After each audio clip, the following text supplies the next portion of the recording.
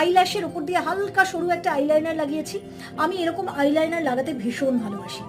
নিউজে আমাদের বেশিরভাগ সময় চড়া মেকআপ নিতে হয়। আমি যদিও স্কিন টোনে মেকআপ করতেই ভালোবাসি, ব্যক্তিগত জীবনে আমি ভীষণ হালকা মেকআপ করতে ভালোবাসি। অবশ্যই আমার যেটা ভীষণ পছন্দ সেটা হলো এই আইলাইনার বা কাজলটাকে চোখের ওপরে লাগিয়ে হালকা করে স্মাজ করে দেওয়া। যাই হোক, কিন্তু এই আইলাইনার বা কাজল থেকেও সাংঘাতিক বিপদ হতে পারে জানো কি? চোখে অনেকক্ষণ ধরে কাজল লাগিয়ে রাখলে ইনফেকশন, ইরিটেশন, মানে চুলকুনি, এমনকি অ্যালার্জি পর্যন্ত হতে পারে। আর আমরা যারা একেবারে চোখের আইল্যাশের ওপর দিয়ে একটা হালকা লাইন টানি, আইলাইনার টানি, তাদেরও কিন্তু স্কিনের ইনফেকশন হতে পারে, এমনকি কর্নিয়ার সংক্রমণ পর্যন্ত হতে পারে এই কাজল বা আইলাইনার থেকে, কারণ এতে আছে কেমিক্যাল। তাহলে উপায় কি? উপায় একটা আছে বই কি। আমাদের পুরোনো দিনে ছোটবেলায় যেমন আমাদের ঠাকুমা, দিদিমারা বা আমাদের মায়েরা কাজল লতায় কাজল পাতত, প্রদীপের একটা আলো কালিটা নিয়ে কাজল লতায় রাখা হতো।